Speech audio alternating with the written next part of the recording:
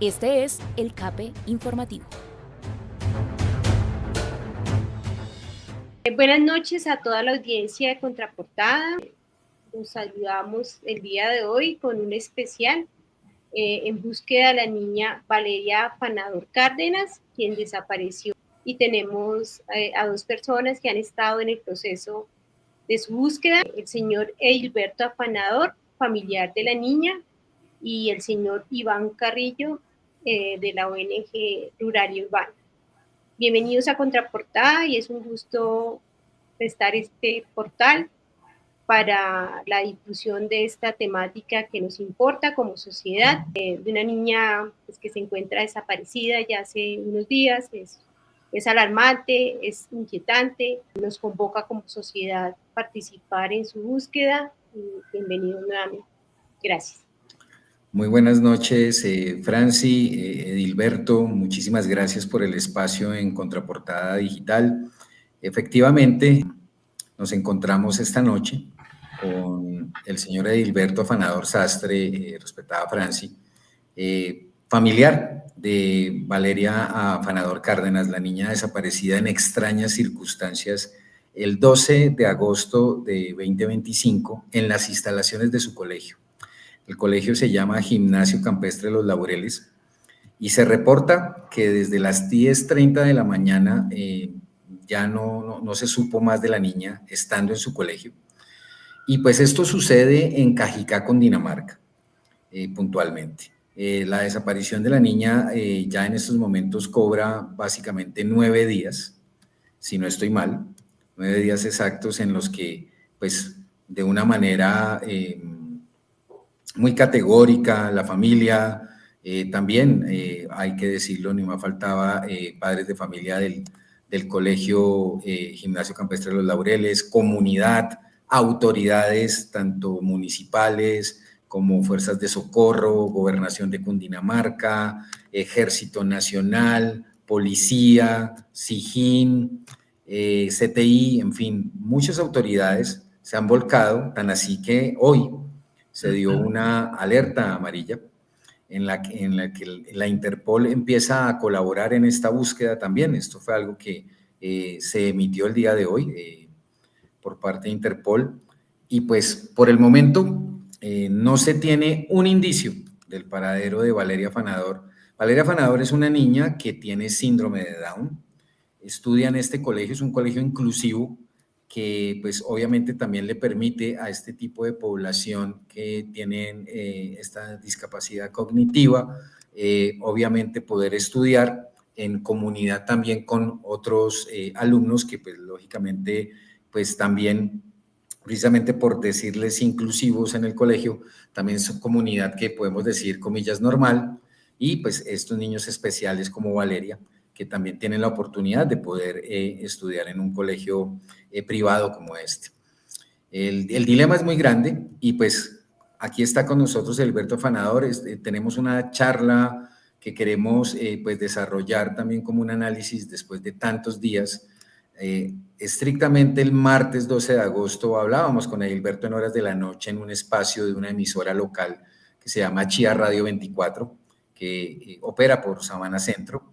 Y pues tuvimos la oportunidad de empezar a hablar en ese momento de lo que pasaba y pues en esos momentos qué hipótesis se tenía, qué se pensaba. Edilberto daba unas sugerencias importantes. Tuvimos oportunidad también de tener al coronel Wilson Jalavi, que en este momento es el secretario de Seguridad y de Gobierno de Cajicá, Cundinamarca, y habló con nosotros un buen rato.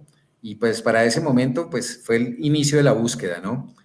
Pues claro, obviamente las expectativas estaban en que ojalá el siguiente día y demás, pero pasan y pasan los días, las horas y pues hasta el momento no hay un indicio y es bastante preocupante. Entonces queremos escuchar a Edilberto.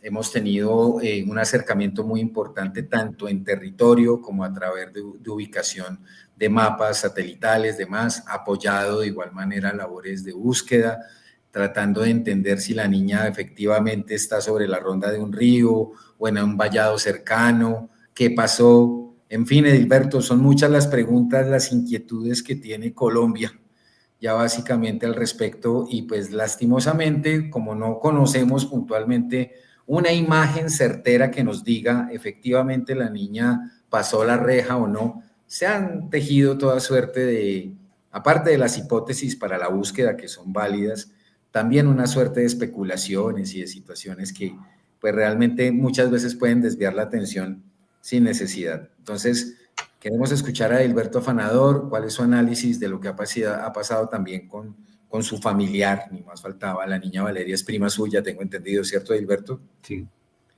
Y pues bueno, queríamos como entender, para ustedes como familia y en todo lo que ha significado estos días, ¿cómo ha sido ese proceso de entender y ver de qué manera se puede lograr aunar esfuerzos para que también las autoridades de pronto puedan tener pistas, según también lo que la familia, allegados, demás, puedan indicar de pronto al respecto, ustedes que conocen también Cajicá, Cundinamarca, porque pues de igual manera su familia ha vivido la gran mayoría de la vida en este municipio y conocen muy bien estas veredas y demás.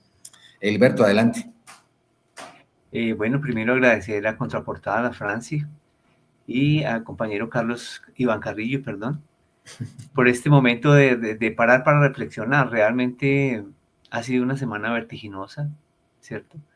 Es como si hubiésemos entrado en un tobogán de hechos, de emociones, de información, de mucho dolor y mucho sufrimiento psicológico, con todo este episodio de la pérdida de Valeria. Bueno, Iván ya hizo una pequeña descripción de la niña, ¿cierto? Ella es la hermana mayor de otros 3 chicos que son trillizos, de un par de papás que son básicamente trabajadores del mundo de los bancos, del área financiera, y que pues han tenido a lo largo de sus vidas como pareja, como familia, desafíos enormes, ¿no? Ustedes ya supondrán lo que puede significar uno recibir su primer hijo en condición de síndrome de Down. Siempre un susto muy grande, es un desafío gigantesco en todos los sentidos.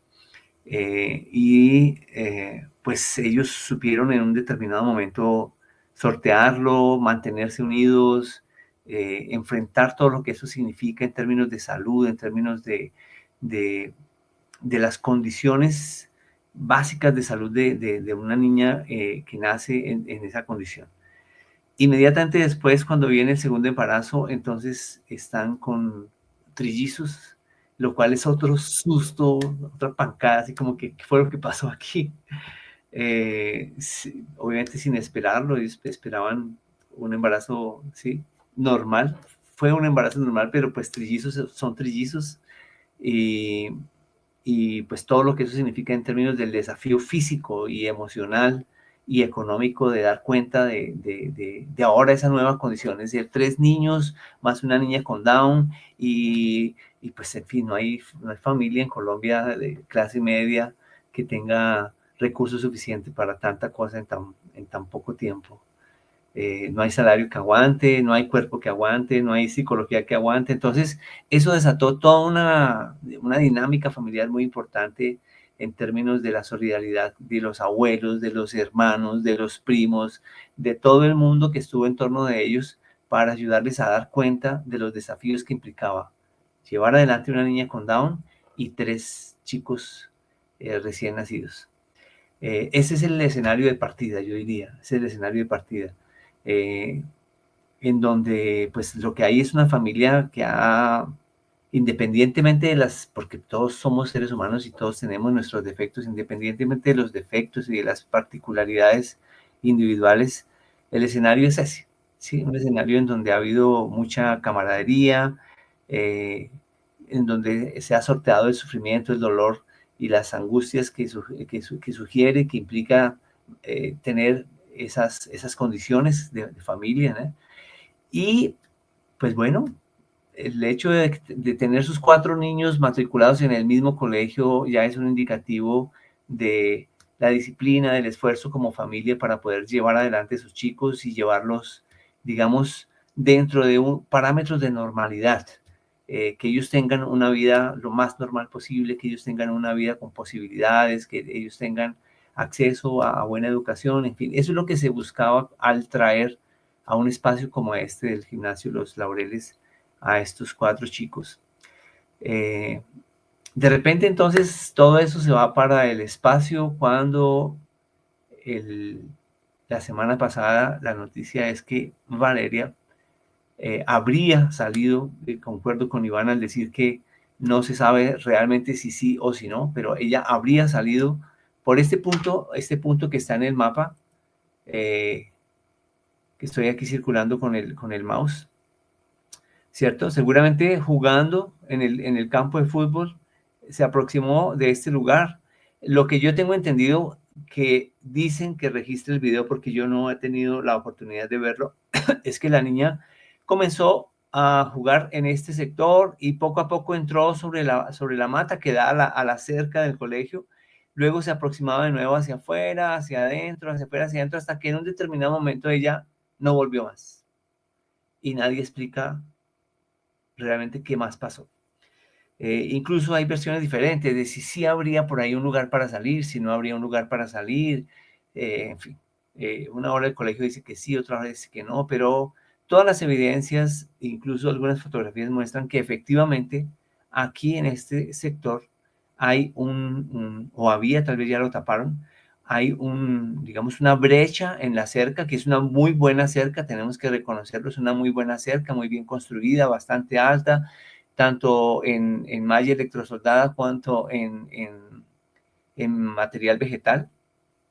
Pero pues había una brecha, y esa brecha era una brecha consentida por el colegio, y eso nos queda en constancia por una denuncia que publicó alguien en redes, aparentemente una madre o un padre de familia, diciendo que hace más de un año que habían incluso enviado cartas a la administración del colegio advirtiendo que este lugar en particular representaba peligro para los niños y adolescentes que estudian en el colegio. Y que era absurdo que hasta ahora nunca se había respondido positivamente, arreglando ese pequeño problema. Yo comienzo por ahí, es decir, todo colegio tiene esas brechas. Todos en nuestros colegios tuvimos la brecha, ¿no? Yo siempre hablaba de la puerta para Narnia, ¿no? El lugar a donde nos íbamos a esconder, el lugar donde huíamos de clase, el lugar donde teníamos la aventura de romper un poquito las reglas y las normas del colegio. ¿Sí? Este era el punto de este colegio. Un punto muy particular porque si bien era usado, digamos que con cierta naturalidad por los estudiantes del colegio, representaba un peligro enorme porque pues al lado queda la corriente del río Frío, que ustedes lo ven aquí. El río Frío pasa a lo largo de toda la cerca occidental del colegio. Este es el occidente, todo eso es el occidente.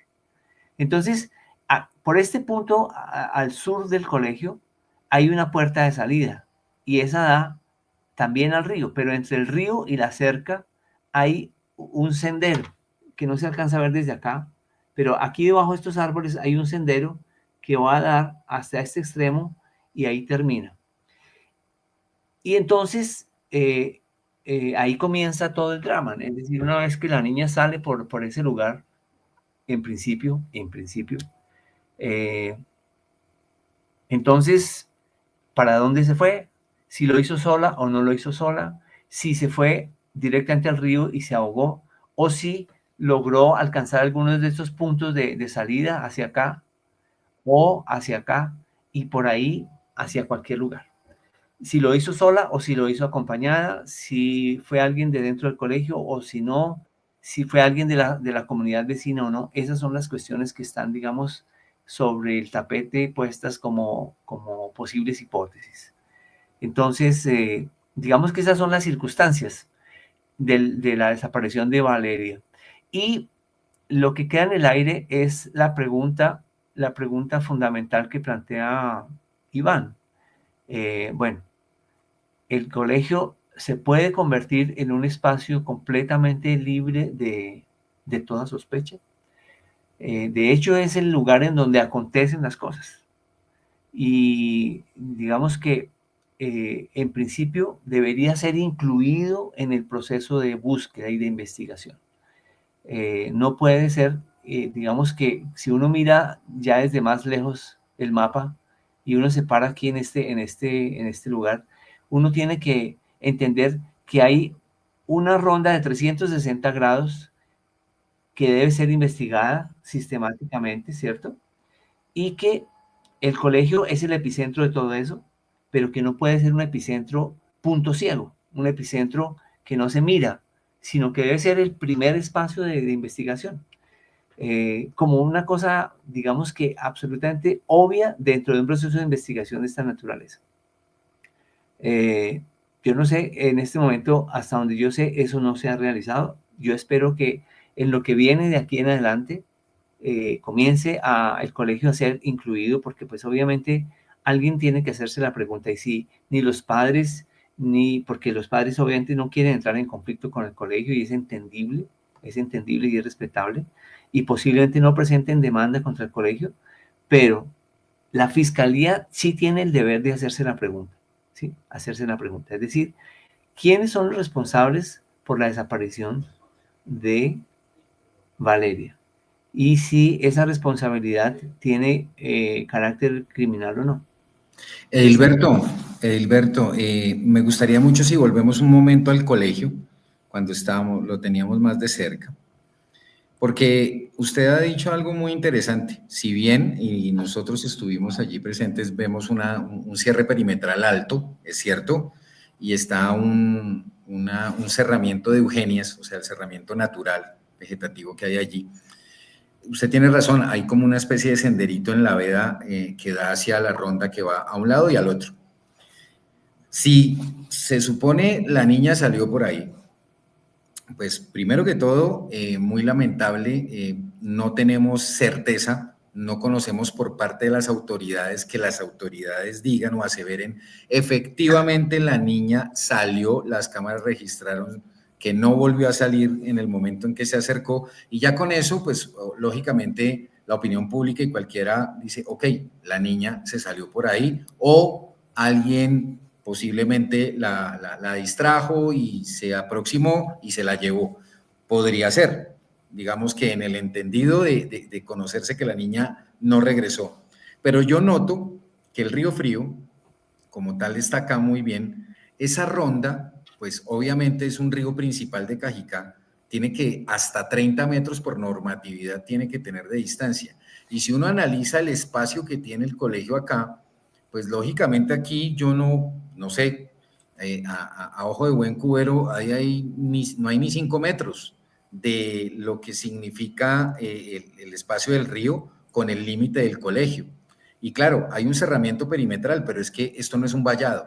La distancia de vallados es hasta 5 metros y la distancia de un río es hasta 30. Entonces, Yo daría 30 metros. Exacto, o hasta 30 o 30 metros, digámoslo así. 30 metros. Ahí, en este punto, ¿sí lo están viendo? Sí, así es. En este punto daría 30 metros.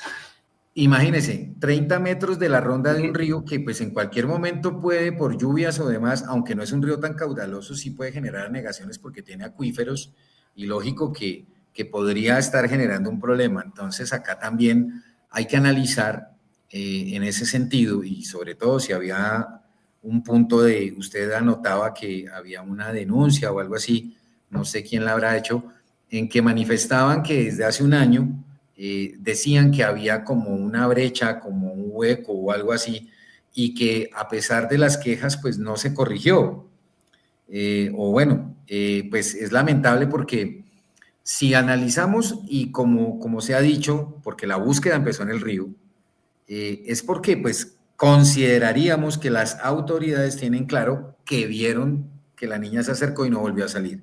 Como eso no se conoce, digamos, no hay un video que dé esa certeza, la niña no regresó, entonces, pues lógico, y como las autoridades tampoco lo han aseverado, nos mantenemos en la posibilidad de que es así, y ellos están viendo según su inteligencia, según su método, su forma de actuar, están descartando seguramente otras hipótesis que puedan darse. Porque primero yo en este momento estoy viendo que aquí hay una falencia en el colegio respecto al cerramiento y es evidente, o sea, yo no me estoy inventando algo, la normatividad no la escribí yo y dice muy claro que hasta 30 o 30 metros. Si usted aquí ha puesto unos punteros muy claros, entonces, digamos, imagínese el espacio que en últimas tendría que tener, o sea, hasta acá, digamos, acá debería ser la reja y fuera de eso, eso tiene que tener un aislamiento, otro pequeño aislamiento. Entonces, pues bueno, el colegio muy campestre, muy interesante, pero aquí, frente a lo que es la Ronda del Río, está, obviamente, esto no es una construcción, pero aquí más adelante, esto que se ve como de, discúlpame, Gilberto, si lo puedes acercar de nuevo, esto que está acá, esto es como una caseta, esto es una instalación, Acá, eso eso. también está, eso está muy pegado al río. No, estás prácticamente a 3, 4 metros. Mire, si cogemos el río acá, espérate y verás, un momento. Chanal, limpiar dimensiones. O sea, que empieza uno A medir distancia. Si lo que a vemos acá de detectar la falencias. orillita del río hasta esa puerta de acá, Sí, da señor. 11 metros. Y yo creo que estamos ya aquí dentro del agua. Esto Ok, da 11 metros. ok, ¿Sí? ok, listo. No, pues quería hacer esa observación porque pues de todas No, y maneras, ahí lo relevante de todo tu comentario es lo siguiente, Iván y Franci, es que existen en Cajicá, como en todo municipio, y especialmente los municipios de la Sabana de Bogotá, mapas de riesgo y zonas de riesgo debidamente establecidas así y es. normas muy claras al respecto de cuál es la distancia de cualquier construcción colectiva o individual, familiar o de servicio, lo que sea, con respecto a las rondas de los ríos, ¿cierto? Eso existe legislación al respecto, no solo a nivel local, sino a nivel nacional y a nivel departamental, por la CAR y todo lo demás. Entonces, la situación geográfica del colegio en sí misma es anómala, ¿sí? Porque el colegio está hecho sobre una parte importante de sus campos, espacios deportivos y de logística, que estos son elementos más de logística y de carácter deportivo, están dentro de la ronda prohibitiva del río. Luego, Exacto. todo eso ya supone digamos, una invasión del espacio de riesgo y, por lo tanto, supone un riesgo para toda esta comunidad educativa. Pero ese no es el caso particular solo del colegio, del colegio Los Laureles. Vámonos, que vuelvo y digo, es importante decirlo, no es un colegio de los colegios caros de la zona, ¿sí? Esta es una zona que ha sido, en las últimas 2 décadas, ha sido habitada por colegios de gran porte, como este Colegio San José, por ejemplo, ¿sí? Son colegios extremadamente caros y comparten exactamente la misma situación que el Gimnasio Los Laureles. Son colegios que están dentro de la Ronda del Río. Por ejemplo, veamos esto aquí, limpiar dimensiones. Aquí, eso que está aquí, medir distancia, hasta acá. ¿Cuánto da? Da 65 metros, vean ustedes. Entonces, 30 metros da por acá. Limpiemos esa dimensión y marquemos 30 metros, ¿cierto? Medir distancia, 30 metros de dar por acá, 34. ¿Sí? Opa, 34. Es 25, 30 metros. Eso quiere decir que más o menos aquí habría una línea de prohibición, ¿cierto? De Es acuerdo. demasiado cerca, es demasiado cerca. Recordemos que estas zonas de aledañas al Río Frío, tanto en Cajicá como en Chía, se han inundado, ¿sí? En tiempos no muy distantes. Inundaciones de considerable tamaño, ¿sí? Así es. El Río Frío, si uno lo visita en diversos momentos del año, uno lo va a ver tanto como un pequeño riacho que baja prácticamente seco, como un río relativamente fuerte en determinadas épocas del año, ¿cierto? Él puede ir una diferencia, puede tener una diferencia de época para época del año entre 1 metro de profundidad y 6 metros de profundidad, ¿sí? Eso es bastante, ¿sí? 6 metros de profundidad en un río de agua corriente, eso es bastante agua. Eso quiere decir que los chicos de estos colegios conviven con un río que en determinados momentos del año, como las épocas, Impredecible. un río que adquiere unas dimensiones importantes, dimensiones importantes por el volumen de agua que arrastra.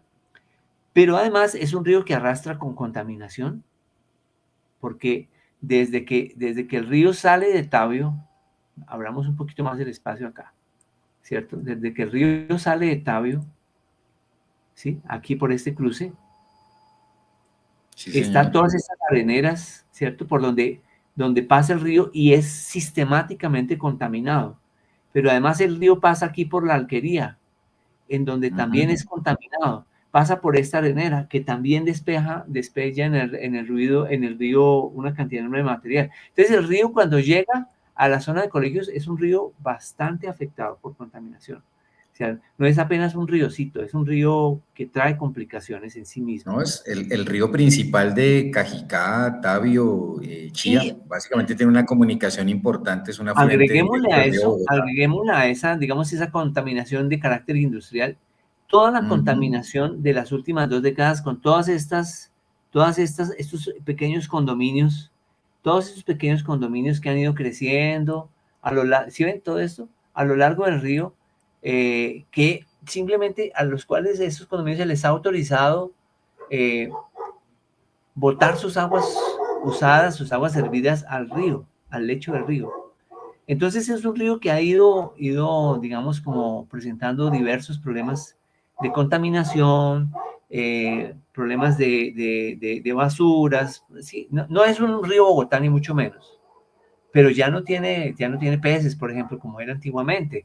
Recordemos que, por ejemplo, cuando hablamos de Río Frío, culturalmente para Cajicá el Río Frío fue muy importante, muy, muy importante, porque en ese río las familias de Cajicá bajaban a lo largo de la semana a lavar su ropa y entonces el río era escenario de una cantidad de convivios muy intensos entre las familias, porque las familias, especialmente las mamás, las abuelas, las tías, las hijas y los hijos menores, venían aquí tanto a lavar ropa cuanto a tomar baño, a divertirse a lo largo del día mientras estaban las mamás lavando la ropa, haciendo la comida, compartiendo, en fin. Ese era un río que tenía una vida importante y que había gente que vivía de la pesca en el río, que pescaba, ¿sí? Hasta muy poco tiempo atrás, todavía en mi infancia y juventud, era común armar un piquete de chicos e irnos a Río Frío a tomar baño y a pescar, a coger algunos pescaditos y llevarlos para asarlos en casa. Entonces, esas características del río son muy importantes. El río es una frontera, este río para los cajiqueños es una frontera que se ha ido desdibujando, digámoslo así, a lo largo de las décadas, en la medida en que las veredas, esta vereda en particular, la vereda de Canelón, fue poblándose, y ustedes ven que ya es una vereda que está muy tomada, ¿eh? de población, ¿sí? A pesar de que todavía hay bastante terreno verde, eh, lo que hoy queda para agricultura es muy poco y ya entra en desuso. Ustedes ven que los terrenos en tierras negras ya no son tantos y que muchos de estos se han ido volviendo pastos. Entonces hay ya muchos espacios para caballos, muchos espacios, sí, que ya no se cultivan, que ya son tierras que están entrando en desuso. Aquí, por ejemplo, claramente se nota que ya es un terreno que ya no se cultiva, sí, que ha ido perdiendo su característica de terreno para cultivo. Y entraron entonces dos realidades. Una es la de los condominios y otra es la de los colegios, los grandes colegios. Aquí está otro, por ejemplo. Este colegio de los Cerezos, a ver si me aproximo, vean eso, tiene hasta un coliseo enorme, Gimnasio Campestre de los Cerezos, un gimnasio gigantesco con pistas enormes, con caballerizas, con todo. Son colegios para niños de estrato 20 de Bogotá. Y eso ha ido, digamos, como configurando el territorio, ¿sí? Configurando el territorio. Y nos trae hasta el presente, es decir, estamos ante una realidad que abarca ese límite del río, ese límite natural del río, que es un límite que tiene características muy específicas, pero que está siendo habitado por colegios, por familias, por condominios, y todo eso, pues, no deja de ser por lo menos curioso, porque pues, pues es territorio de riesgo. Eso es un mapa de riesgo que está ahí y que este evento solamente nos demuestra que es así, ¿cierto? Es así, es decir, los chicos que estén aquí y que por su propia cultura, que es una cultura más urbana, no saben convivir con el río, no saben estar aquí en este borde, que para ellos eso es como, yo me imagino que es como una cosa más bien como una ventana hacia, sí, hacia la naturaleza. Y eso es complicado, eso puede parecer una cosa trivial, pero no lo es, no lo es, porque psicológicamente hablando, todos estos chicos son chicos crecidos dentro de condominios, dentro de predios, dentro de edificios, en calles urbanas, en donde transitan carros y todo. Entonces, la avenida hasta acá, hasta Cajicá, hasta estos rincones de estas veredas, pues es una salida completamente fuera de sus predios normales, de sus cotidianidades, digámoslo así. Edilberto, precisamente me gusta mucho el acercamiento que usted hace del río y hace usted básicamente le hace una trazabilidad a lo que ha sido los tiempos del río, también mostrando precisamente cómo es de impredecible. En tiempos puede ser muy seco, después puede ser caudaloso, puede tener cierta profundidad o no, pero también en todo lo que ha significado la búsqueda de Valeria desde el 12 de agosto, que se volcó hacia el río, también ya supimos, la gran mayoría de medios de comunicación a través de los reportes que han dado los bomberos, que se descarta en un 95%, ¿no? No sé si ya llegaron al 100%, que la niña pueda encontrarse en el río o que, bueno, que exista la posibilidad de que de pronto haya caído y se haya ahogado en el mismo. Todavía, digamos que al respecto, en el entendido de las características que tiene el río, eh, se ha dado un parte diferente porque también uno observa que cerca al río también existen, y en Cajicá eso se ve mucho, las famosas áreas de vallado. Y los vallados en sí son bastante angostos, podemos decirlo, pero profundos y llenos de vegetación y agua. Existe también la posibilidad de que autoridades también estén buscando en vallados cercanos. De pronto, si es, volvemos a lo mismo. Como no hay certeza, no hay un video que muestre, oiga, si la niña salió, y tomó uno de estos caminos, pudo haber de pronto transitado, deambulado, y seguramente buscó salida y quizás de pronto haya caído en alguno de estos vallados tan particulares que tiene Canelón, que tienen todos estos sectores. O sea, en algún momento se ha sabido, digamos, por parte de don Manuel Afanador, el padre, que así como han emprendido la búsqueda en el río, también la estén haciendo en los vallados. Bueno, yo creo que no se ha hecho búsqueda en los vallados por una primera razón, y es que en el entorno inmediato geográfico del colegio, los vallados ya son inexistentes. Tú vas a encontrar vallados más lejos, por ejemplo. Fíjate, aquí que todo esto, por ejemplo, ya muchos de estos caminos son adoquinados. Entonces Sí, ya no es tan, bajemos aquí un momento. pero uno va transitando en vehículo y uno Mira, nota también pero en mira, estos espacios cunetas ahí. mira la situación del vallado.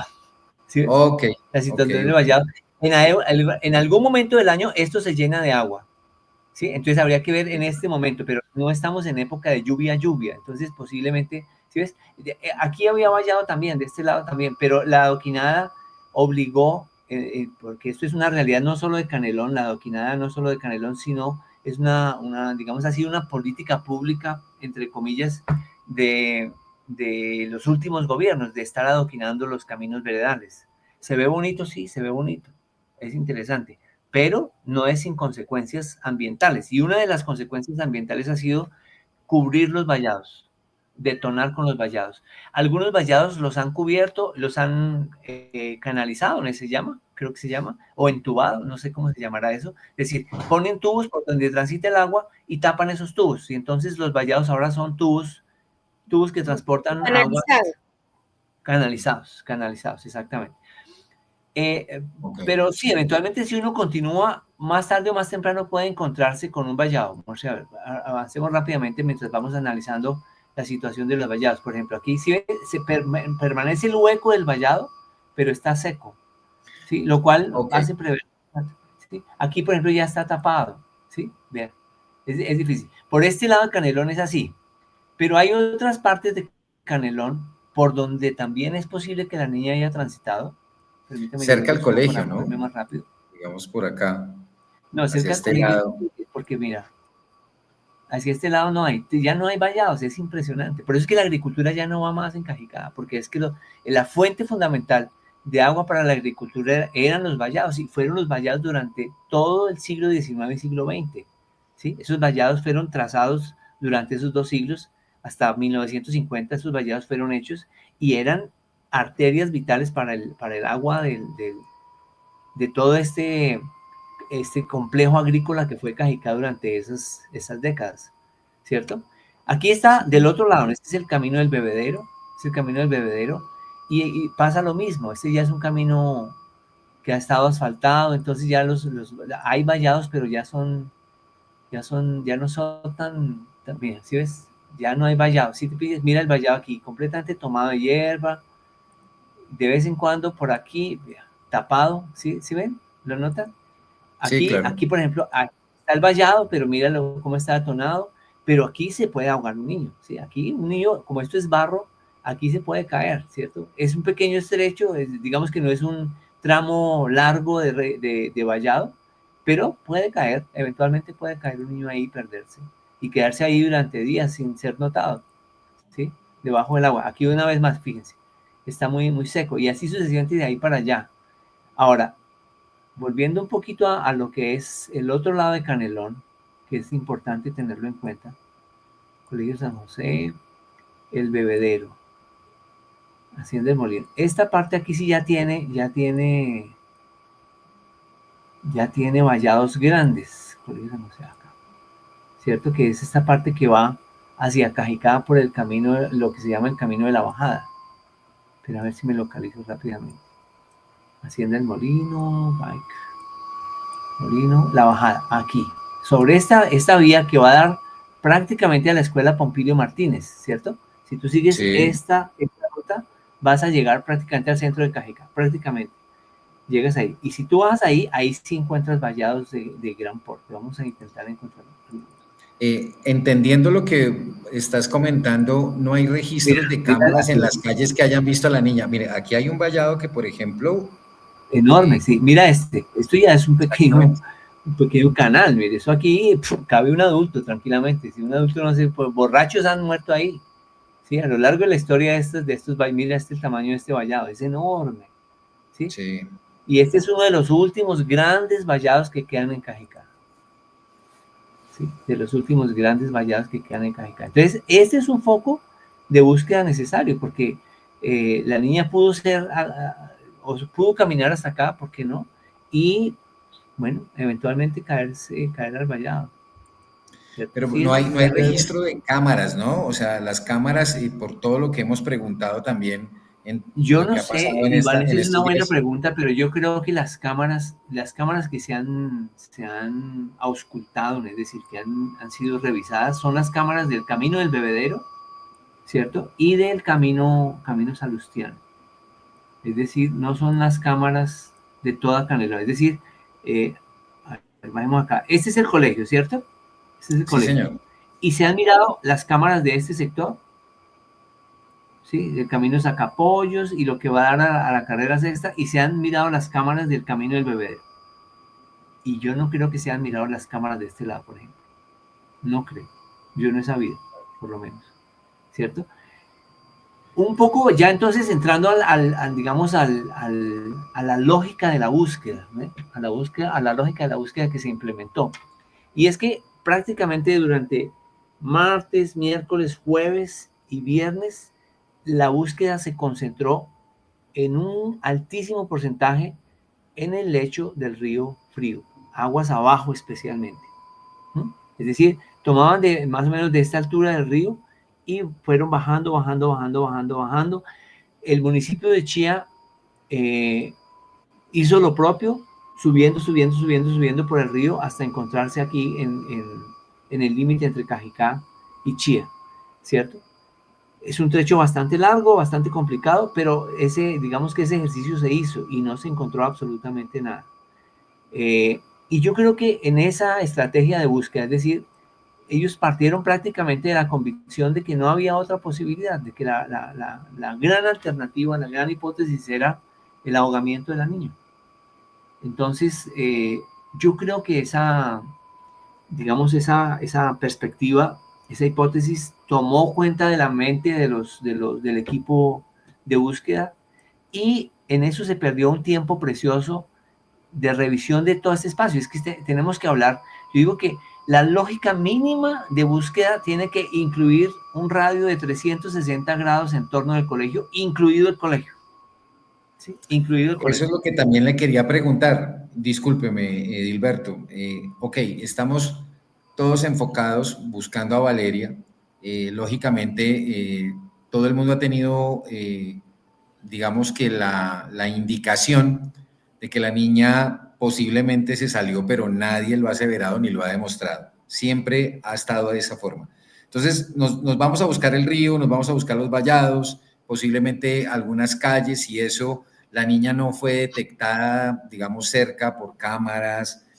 En predios, hay predios cercanos, ni más faltaba, al colegio, donde posiblemente si la niña se salió pudo haber llegado, o si alguien la sacó, pudo haberla sacado por allí. Pero también existe la posibilidad de que la niña no haya salido del colegio. O sea, es que hay algo que yo quiero dejar muy claro también a la audiencia y lógicamente quiero que ser muy bien entendido. La niña desaparece de un colegio, no del Río Frío, ¿sí? No de un cerramiento perimetral, no. La niña desaparece de un colegio, es de un colegio. Entonces, lógicamente, con todo lo que está sucediendo, con esto que reportó hoy Interpol de apoyo, ¿qué otras tesis hay? Porque ya no falta quienes de una manera irresponsable ya señalan el móvil de un presunto secuestro, pero una cosa es la colaboración de Interpol, que obviamente se une cuando hay personas desaparecidas y que cabe la posibilidad de que dentro de las personas desaparecidas puedan darse este tipo de situaciones, pero en este momento lo que uno conoce de las autoridades locales, de las autoridades judiciales, no conocemos nada, un pronunciamiento, no lo han hecho. Y ya es momento en que esa situación ocurra, porque es que no puede ser que todo lo que en sí ha sido un despliegue de fuerza, de aparatos, de drones, de tecnología, de hombres, de equipos de socorro, ejército, policía, inteligencia, muy bien y muy interesante ese respaldo y todo lo que se ha visto todos estos días frente a la búsqueda de Valeria, pero es que no hay un indicio. Y en ese sentido la familia pregunta, por ejemplo, la gran mayoría del tiempo, ¿qué pasa? O sea, porque es que también se ha notado que el colegio, y por eso hago la referencia, se volvió en un punto ciego. O sea, estamos mirando todo alrededor del colegio, pero en el mismo colegio no cabe la posibilidad de que la niña, no sé si hay un hueco, mire, cerca a la ronda de un río, el suelo de por sí es inestable, debajo hay agua, porque hay acuíferos, por eso existen los aislamientos. Entonces, no sé si de pronto existe o allí tienen un aljibe o algo diferente, o sea, es que es muy extraño también, y esto no es ni morbo, ni sensacionalismo, ni amarillismo, ni nada por el estilo. Estamos buscando una niña, por favor, y en ese sentido, pues también puede existir la tesis de que la niña no haya salido del colegio. ¿Eso también lo han pensado ustedes como familia en algo, o definitivamente se descarta que haya ocurrido algo en el colegio? O sea, en ese sentido, porque las autoridades hemos buscado hablar con autoridades Iván, locales y demás y nadie nos dice nada. Iván, hay dos niveles de familia aquí. Uno que es la familia inmediata, papá, mamá. El núcleo. Que han 24 horas por día con los equipos de rescate y todo lo demás, ¿cierto?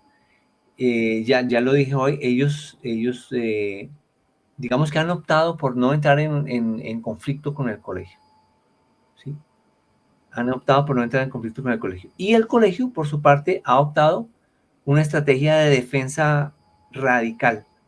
El colegio, no, ¿cierto? El colegio no. Y las autoridades optaron por no cuestionar eso, no cuestionar la postura del colegio. Y sí, pues eso a mí me parece anómalo, yo creo, independientemente, ¿no? Sin entrar a Aquí decir, no se trata de culpar, no sino necesariamente dentro del colegio, no, yo no voy a llegar a esa construcción de una hipótesis. Lo que yo digo es que la niña debe ser buscada en un radio de 360 grados, incluido el colegio, que es diferente decir un radio de 360 grados excluido el colegio, que es lo que ha pasado. Pero incluso esos 360 grados todavía no llegaron a eso, es decir, el equipo de rescate entró, se concentró durante 4 días seguidos, martes, miércoles, jueves y viernes, en el río, estuvo dentro del río todo el tiempo buscando, y solamente al final de semana es que comienza un trabajo en este sentido, del colegio hacia el nororiente, acá, ¿cierto? Es decir, comenzó a buscarse por estos caminos, digamos como abarcando este sector del municipio, acá, ¿cierto? Como diciendo, tiene que estar muy cerca y está por aquí. Fíjense ustedes que digamos que es un radio de búsqueda bastante estrecho. Apenas hasta ayer, el colegio, el equipo de búsqueda amplió su búsqueda para este sector de acá, que es un sector gigantesco y que no se buscaba porque, pues claro, esto parece vacío, ¿cierto? Pero no, esto está lleno de cosas. Por ejemplo, miren, hay una casita aquí, perfectamente tú puedes guardar lo que tú quieras en un lugar tan escondido como este. Hay una cantidad de casas en todo esto, hay una cantidad de espacios que sirven de esconderijo, ¿cierto?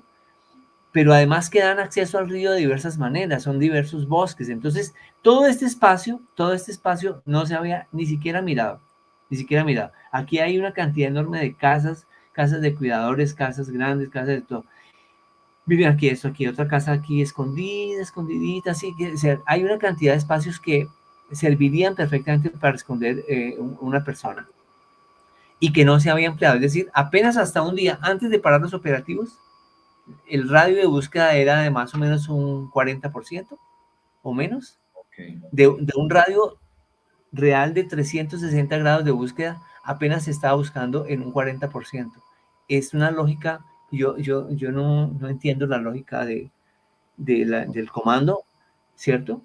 Y por eso escribí el artículo que escribí y publiqué hoy, es decir, el problema es uno quedar atrapado en esas lógicas, es decir, son lógicas que son establecidas muy jerárquicamente, entonces no son lógicas que surjan de un equipo de búsqueda con diferentes instituciones, en donde cada institución trae aportes enriquecedores y se establecen digamos, como estrategias y tácticas específicas para esta búsqueda. No, es lo que diga el comandante, lo que diga el comandante. Y entonces todo se vuelve un ritual jerárquico, ¿no? Es decir, en cabeza del comandante lo que el comandante diga.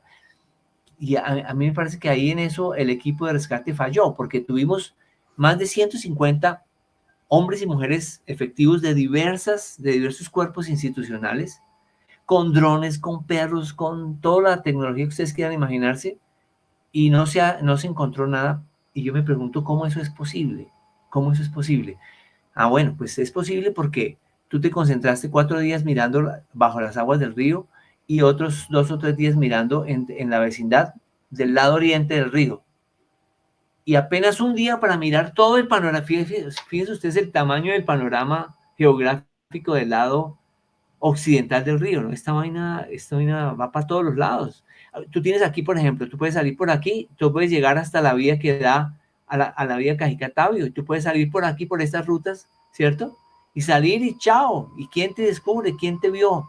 Porque si bien lo que sí queda clarísimo, clarísimo en todo esto, digamos que lo que se puede construir como conclusión es que la niña está invisible, no está visible dentro del colegio, a no ser que nos digan lo contrario, una mirada profunda hacia lo que está grabado en las cámaras, si es que no ha desaparecido, y la niña está invisible a las cámaras de todos estos sectores. Entonces, la niña está por caminos invisibles, y pues lo que pasa es que los caminos invisibles son muchos, ¿sí? Ella pudo salir por aquí, o pudo ser llevada por aquí, y llevada hacia Cajicá, pudo ser llevada hacia Tabio, por esta vía, o pudo ser llevada hacia Chía, por estas rutas acá, ¿cierto? Los caminos de Fagua dan aquí a la vía Chía y ya tú estás camino hacia Chía tranquilamente. Y esta búsqueda ha estado en un radio de acción muy pequeño. Entonces, digamos que la primera gran falla de todo el proceso de búsqueda de una semana es ese exceso de concentración de las decisiones en una sola persona que establece, digamos, una lógica de búsqueda extremadamente estrecha solo en lo geográfico, para no hablar de otros elementos de la búsqueda. Una búsqueda excesivamente estrecha, pero además una búsqueda que excluye el epicentro de todo ese universo de posibilidades, el colegio, ¿cierto? Entonces, yo creo que ahí da para pensar el por qué hasta ahora no se ha encontrado nada. No se ha No, pues encontrado nada porque se ha buscado en muy poco espacio. Me parece muy interesante lo que ha planteado Hilberto. Aparte de esto, obviamente ustedes han abierto líneas telefónicas para recibir gente que pueda colaborar, hallando a la niña. Me imagino que han tenido chascos de personajes de pronto que no han dado información correcta y por el contrario, de pronto hasta se han atrevido a pedirles algo, pero en ningún momento ha existido alguna solicitud de rescate o algo, o sea, nada hasta el momento ha pasado. Han existido falsas solicitudes de rescate. ¿Sí? Falsas solicitudes de rescate. Sí, y que se eliminan unas a las otras, porque por lo menos unas 10 llamadas de rescate se han recibido. Entonces, pues, ¿cómo así? Entonces, ¿cuántas Valerias existen? Es decir, no es posible. También hemos observado que a mí, por ejemplo, solo para contextualizar un poquito, a mí me llamó un tipo como a medianoche, ¿sí? Se identificó con un nombre falso, claramente, diciendo que era del ELN y que la niña no le servía porque tenía síndrome de Down y que había sido, digamos que su secuestro había sido solicitado a una niña de 10 años y que les llevaron a Valeria, pero que Valeria no le servía para venta de órganos porque era síndrome de Down. Entonces, querían devolverla, que el comando superior a ellos les había ordenado devolverla. Imagínate la emoción que usted dice, como que, bueno, esta es una versión plausible, ¿cierto? A mí me pareció completamente plausible, es posible, ¿por qué no? Entonces, cuando comenzamos a negociar, bueno, ¿cómo sería? ¿Qué necesita? Necesitamos algo de dinero para transportar a la niña y hay que pagar un peaje. Y bueno, ¿y eso es cuánto? 100,000 pesos. 100,000 pesos. Y bueno, yo los pago, no hay ningún problema. Pero ¿qué garantía me da usted de que usted, si yo le mando 100,000 pesos y usted no se va a desaparecer? Y dice, no, en realidad lo que necesitamos es que nosotros le vamos a mandar un código y usted tiene que escribir ese código en su teléfono. Sí, para hackear el teléfono.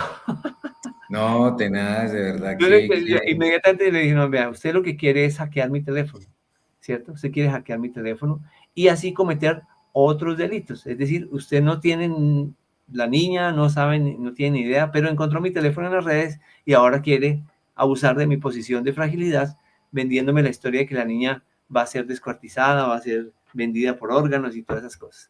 Inmediatamente. Lamentable que se presenten estos hechos y que de verdad en momentos de angustia tan de verdad indescifrable poder uno entender esta situación y que aparezcan personajes funestos haciendo este tipo de cosas realmente se abren las puertas del infierno, es impresionante. Sí, así es. Se abren las puertas del infierno. Entonces aparece una oscuridad con personajes completamente deshumanizados, porque eso ya es un estado de inhumanidad. Sí, no, has perdido tu humanidad. Y entonces, sobre un hecho doloroso y trágico, se quieren montar en el usufructo de la cosa, ¿cierto? A sacar dinero por cuenta de eso, es decir, por Dios. Otra pregunta, Edilberto.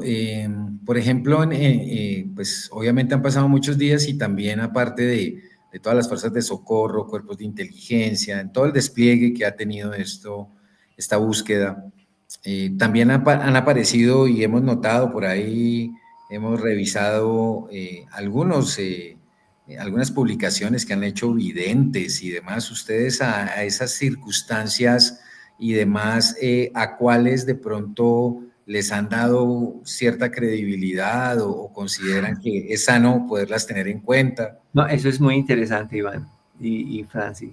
es, digamos que, como aventura epistemológica, ¿no? Porque al final de cuentas todo esto implica desafíos epistemológicos, ¿no? ¿Cierto? Es decir, ¿cuáles son las estrategias de conocimiento que se han empleado en la búsqueda de Valeria? Esa es la pregunta que hay que hacerse, ¿sí? A mí me parece que han faltado esclarecer cuáles son esas estrategias de conocimiento. Es decir, no es una estrategia de conocimiento coger 150 efectivos de diversas instituciones, montarlos en un espacio y mandarlos a caminar por ahí. No, a mí me parece que no puede ser así, porque podemos estar justamente apenas haciendo un recorrido muy superficial del territorio. Debería eso estar anclado en una estrategia de conocimiento previo, es decir, hay conocimiento suficiente, porque el tema de las desapariciones de seres humanos es historia. Entonces, debe haber, yo presumo, yo no lo conozco, pero debe haber ya literatura y metodologías y estrategias y tácticas más o menos probadas en territorio, ¿cierto? En campo. Pero pues si uno va a ver, todas estas personas que participan de los diferentes cuerpos en realidad no tienen ese entrenamiento. Entonces salen a buscar, digo yo, ingenuamente. Ingenuamente quiere decir sin una estrategia epistemológica clara, ¿sí? Entonces, tu pregunta sobre los medios, aquí entra como una cosa muy interesante, porque yo digo, como en cualquier escenario en donde la pregunta, el interrogante se coloca, eso quiere decir, tenemos una pregunta de conocimiento. ¿Dónde está Valeria? Esa es una pregunta de conocimiento, ¿cierto? Es como preguntarse uno, ¿qué es lo que está causando esta epidemia? Y salir a buscar la causa y decir, la causa de esta epidemia es el virus de la COVID. Y así sucesivamente, es así hasta descubrir, ¿sí?, qué es lo que causa cada problema. ¿Dónde está Valeria? Es una pregunta de conocimiento. Luego, la respuesta tiene que implicar estrategias de investigación, como todo en la vida. Yo digo que es interesante incluir el tema de personajes como los medios, las personas que tienen visión, las personas que tienen sueños, que tienen visiones premonitorias, como una estrategia de carácter transdisciplinario, ¿sí? Transdisciplinario, es decir, a la estrategia disciplinaria del militar hay que sumarle las estrategias interdisciplinarias de otros cuerpos de seguridad del Estado que operan de manera diferente al militar, ¿sí? En este caso, eso no pudo ser. ¿Por qué? Porque la jerarquía que se estableció fue una jerarquía de carácter militar. Entonces, todos los cuerpos participaron en una visión puramente militar, ocupen el territorio, cuando el comandante diga. Y además burocrática. Listo, hay que pedir, que es una falla de nuestra legislación. En un caso como este, por ejemplo, si tú vas a depender de pedir permiso a una autoridad para que autorice la entrada a esta casa, pues tú no cubres un territorio nunca jamás, ¿cierto? Debería haber la posibilidad de declarar como unos pequeños estados de emergencia para que en un determinado territorio específico, con un protocolo de derechos humanos muy bien desarrollado y muy bien pormenorizado, sea posible, con todo el cuidado del caso, entrar casa por casa, ¿cierto? De manera que podamos decir, oiga, en este territorio no está, y no que todo un territorio quede bajo sospecha, que es lo que está pasando hoy, ¿cierto? De acuerdo. Los medios entonces entran como elementos transdisciplinarios, es decir, el medio tiene otras perspectivas sobre el territorio, sobre la realidad. Tiene otras formas de aproximarse de la realidad, con todas las posibilidades de equivocarse como cualquier pesquisador de la realidad. Y eso hay que decirlo, es decir, el medium no tiene una herramienta privilegiada, ¿sí?, sobre la realidad, porque si fuera así, entonces los medios serían los que tendrían que ser siempre. Imagínese, claro. ¿Cierto? Pero, mira, acontecen cosas que son realmente impresionantes, ¿sí? Impresionantes, que uno dice, bueno, ¿y esa persona cómo llegó a ese grado de detalle? ¿Sí? Cosas como, por ejemplo, decir, bajemos allá rápidamente, un momentico. Decir, por ejemplo, oiga, tienen que ir a tal lugar porque ahí hay un número en un poste. Ese número termina en 188, ¿cierto? Y entonces, va a ser si yo logro bajar. Ay, no me está dejando. No me está dejando. Sí, bajamos, ¿cierto? Nosotros pesquisamos mucho en este lugar, ¿cierto? Y que no, que hay que buscar un poste que tiene un número muy específico. Y entonces nos pusimos a buscar poste por poste, poste por poste, poste por poste. Y llegamos a este poste y ok. me pasé. Cuando llegamos a este poste, nos deparamos con que este poste tiene el número 188 y los otros números coincidiendo exactamente con la secuencia de números que había dado la vidente, que está en México, es decir, una persona que está completamente fuera de nuestro, ¿cierto? De Sí. nuestro ordenamiento territorial, ¿no? Y la descripción de la mujer, impresionante. Decía, busquen una casa de ventanas blancas, de paredes blancas con cortinas verdes y blancas, una combinación de cortinas verdes y blancas. Y entonces uno ve por aquí las cortinas verdes abajo y las cortinas blancas. Ok. Y uno a enloquecerse, es decir, bueno, ¿y esto qué es? ¿Qué es? ¿Por qué son mira, cortina verde? Y llegar a ese lugar fue muy importante porque fue la primera casa en la que se entró y había un niño solo, no había adultos, y era una casa realmente, pues, no pasaba nada allí, pero pues una casa que uno dice que hace un niño solo allí. Y así con varios lugares, llegamos a varios lugares con indicaciones de medios, porque han llamado medios de Chile, de México, gente que está en Estados Unidos, gente que está en España, en varias ciudades de Colombia, en Tabio y en Cajicá. ¿Sí? Ok. Y entonces hay un mapa de indicaciones mediúnicas, digámoslo así, ¿sí? Con hipótesis cada una más interesante que la otra, del tipo, está cerca del colegio, está lejos del colegio, está viva, está muerta, busquen así, busquen así, busquen así. Incluso con cuestiones espirituales como, oiga, lo que pasa es que la niña no se quiere dejar encontrar. ¿Por qué? Porque hay cuestiones kármicas que la familia tiene que curar. Entonces eso ha implicado acciones de parte de la familia de carácter espiritual para revisar su propia vida y revisar sus pasados. Hicieron un ejercicio de constelaciones familiares y el ejercicio resultó extremadamente interesante para ellos, para el papá y la mamá. Ellos manifestaron su agradecimiento por todo lo que pudieron aprender sobre ellos mismos, sobre sus vidas, sobre sus vidas y sobre las vidas, no solo las antiguas vidas, sino sus vidas actuales, sus vidas presentes, Ok. de reconocer padrones de comportamiento, de reconocer tensiones, en fin, de aprender, porque todos esos ejercicios son para aprender. Lo que le digo, es decir, todo esto es un desafío epistemológico, ¿no? Un misterio que hay que resolver.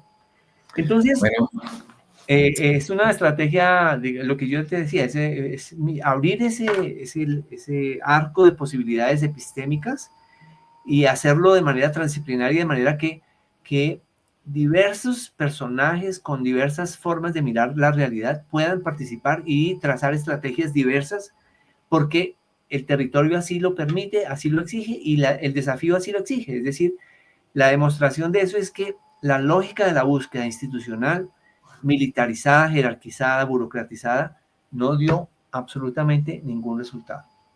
pues sí, hasta el momento ningún resultado se ha dado, ningún indicio. Esperamos que, pues, ni más faltaba, este caso se resuelva y que ojalá sea en un término que, pues, lógicamente arroje que, primero, ojalá Valeria se encuentre bien, es lo que creo que todos deseamos y muchas personas están en cadenas de oración. En fin, esto ha sido algo bastante complicado. Uno también como padre de familia, pues, Dios santo, o sea, se queda uno aterrado de, hombre, ¿qué tal uno viviendo esto que están sufriendo ellos, que no debe ser absolutamente nada fácil, que pues muchos podemos decir, venga, deberían preocuparse, deberían verse más demacrados, deberían... Y mire que esto más allá del debería o no, lo cierto es que los indicios no se dan y si de alguna manera tiene que darse una búsqueda muy aplomada. A mí me parece muy importante lo que ha señalado Alberto, hay que abrir la perspectiva, la amplitud de miras y de miradas ordenadas, ni más faltaba, en que muchos actores podamos participar en búsqueda y no sentir como una limitante, una barrera en que no se puede argumentar no se puede dar, venga, miremos por acá, escúcheme, por favor. Difícil, es complicado, sin embargo, esperamos que Valeria aparezca pronto y pues que se dé realmente con el móvil de esta extraña desaparición, que repito, se da en las instalaciones del Gimnasio Campestre de los Laureles mientras la niña se encontraba en su espacio de descanso con los demás, con la demás comunidad, y de un momento a otro notan que la niña no aparece y ya cuando empiezan a buscarla, pues no la encuentran. Entonces, pues, Hilberto, realmente agradecerle el espacio, sé el agotamiento que usted tiene, se nota de todas formas porque han sido unos días que han sido muy complicados para ustedes como familia, para usted como familiar de ellos y para ellos como núcleo. Nosotros nos hemos dado cuenta, y no faltaba, por ejemplo, de la presencia del señor Manuel Afanador, de la presencia de la señora Luisa Cárdenas, todo el tiempo constante con las autoridades, demás. Se han revisado casas vecinas, se ha revisado de todo, pero hasta el momento ningún indicio y pues todos pues de alguna manera a la expectativa de saber qué ocurre. Hilberto, muchas gracias por el espacio, muchas gracias por dar como estas declaraciones, este análisis también tan ilustrativo que usted nos ha podido brindar y que pues seguiremos muy atentos y pues cualquier novedad y demás estaremos pues prestos a conocerlas. Esperemos que también con este apoyo de Interpol la situación pues pueda ser mejor y que de pronto pues no sé si eso implica que también envíen efectivos o es un tema hacia fronteras. La verdad de entender la alerta amarilla es importante, pero tampoco hay que especular sobre la misma porque hasta el momento ninguna autoridad ha manifestado algún móvil puntual, solamente la niña desapareció y se está llevando una búsqueda. Y en eso hay que ser muy responsables para no llegar a especulaciones que no den lugar. Porque las hipótesis obviamente importan, también hay que darlas de una manera muy responsable. Sí, no, y yo mira, solo para complementar lo que acabas de decir, yo creo que en esto los medios de comunicación deberían de verdad hacer un ejercicio buscando ser parte de la solución, ¿sí? Como en este caso, por ejemplo, que uno se puede sentar con ustedes tranquilamente y discutir procesos, discutir alternativas, discutir hipótesis y como penetrar un poquito en toda la complejidad que una cosa como esta implica. El papel de los medios de comunicación ha sido terrible, terrible. Los grandes medios de comunicación han sido realmente desastrosos y eso muestra un poco digamos, el momento histórico que viven los medios de comunicación en Colombia. Los medios de comunicación en Colombia están destruidos por dentro desde el punto de vista periodístico. Entonces, de Semana, al Tiempo, al Espectador, a Blue Radio, a cualquiera de esas emisoras, lo que publican, uno percibe claramente que a ellos les interesa es construir narrativas que vendan y como generar expectativas y hacer como un showcito y toda la cosa, pero digamos como contribuir, por ejemplo, a reconstruir lo que está pasando, no les interesa. Seguramente esto ya va a desaparecer de los medios de comunicación, porque es un caso raro, ¿sí? Es decir, ¿por qué llegó a los medios de comunicación? ¿Por qué llegó a tantas autoridades? Básicamente porque hicimos un ejercicio de viralización y dio cierto, es decir, logramos sensibilizar a muchísima gente a través de redes sociales. Si no hubiese sido por eso, los medios no se importan por esos casos que son muchísimos en Colombia. Hace falta una política pública para los desaparecidos en Colombia, que son más de 120,000 personas, tanto en lo político, cuanto en lo económico, cuanto en lo psicológico, en fin, en todos los rangos posibles de desaparecidos. No pasa prácticamente nunca nada porque pues apenas se sabe que en la fiscalía hay digamos, un núcleo de investigación sobre desaparecidos, pero pues sin dientes, sin uñas, sin instrumentos y sin recursos. Nunca va a pasar nada por allá. Si acaso pasa, ¿sí? Sin demeritar el trabajo de ellos, porque uno sabe que lo difícil que es, pero si hubiese una política pública que contemple el tema de los desaparecidos en Colombia, seguramente se construirían capacidades institucionales realmente interesantes para un tema que afecta la vida de tantas y tantas y tantas familias. Y los medios de comunicación de verdad deberían ver estos programas, donde se puede pensar, se puede reflexionar, en donde hay una invitación a la búsqueda y al trabajo de verdad de soluciones, porque son realmente desastrosos. Y pareciera que están en el mismo nivel que la chismografía que acontece generalmente en las redes. Qué ¿Sí? lástima. Por ejemplo, vi una noticia en donde ponen el rostro de Valeria y un río del Amazonas, del Meta, por ahí atrás de ella. Es decir, Qué incoherencia eso, de y, verdad. y así como último lugar donde se vio Valeria, ¿sí? El titular. Y entonces uno se imagina que fue, pucha, la vieron en un río, quién sabe, un río caudaloso gigantesco. Por Dios, a ver. Sí, no, no, Por favor. no hay Entrevistaron al forma. abuelo, pobre mi abuelo, el abuelo, mi tío Manuel, pobrecito, es un hombre que está en un estado de angustia que mal le permite hablar, de tanto dolor, tanta angustia que tiene. Y cogen y le preguntan y él, pues dijo cualquier cosa y eso ya saben. El abuelo dijo que la secuestraron y entonces se arma.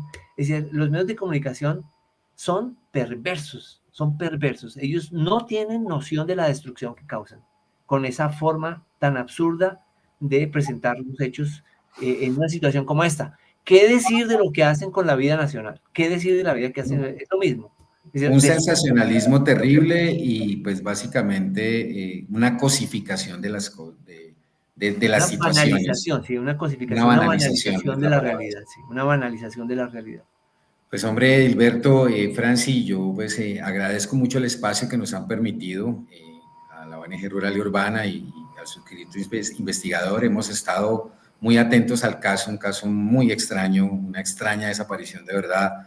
Eh, Difícil, repito, saber o entender por qué no se ha develado por lo menos el video que muestre que efectivamente, y creo que eso no tiene ningún problema, que efectivamente la niña pasó la reja y que pues también las especulaciones y demás en ese entendido pues obviamente cesen porque también nadie conoce de primera mano por lo menos un video, una señal de que eso haya pasado así, porque pues hay muchas hipótesis que se construyen en que pudo haber pasado también algo en el colegio y pues con los pronunciamientos del colegio y demás que se han dado, pues uno también entiende que hay una defensiva, pero más allá de eso, y nadie está estigmatizando al colegio, sí existe una responsabilidad porque usted maneja comunidad y sobre todo una comunidad vulnerable como Valeria, que inclusiva en el colegio, situación que me parece muy interesante, pues también pone ahí a la palestra, pero lo podremos hablar en otro momento porque creería que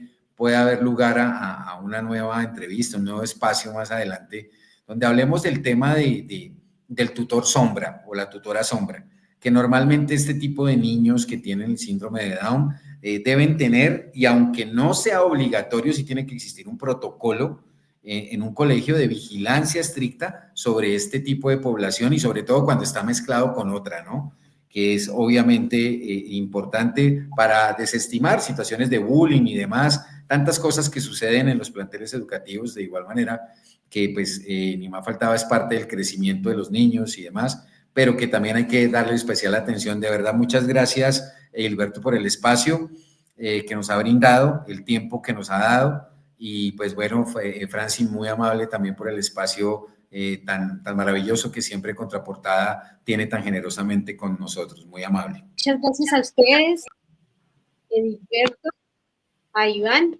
Con este esfuerzo del día de hoy esperamos llegar a más audiencias, que entre todos se haga pues, una red de afectos y de búsquedas por la niña Valeria, que pues la niña aparezca con vida, que aparezca segura, que los territorios se conviertan en escenarios para la vida, para propiciar el desarrollo de cada una de las personas desde su diferencia, y esperamos pues que todas estas reflexiones contribuyan a la búsqueda de la niña en una perspectiva de juntar epistemologías, como nos lo sugiere Hilberto, de juntar conocimiento del territorio, de hacer una búsqueda extensiva por todo el municipio y en esa perspectiva holística de un radio de acción de 360 grados con epicentro en el colegio,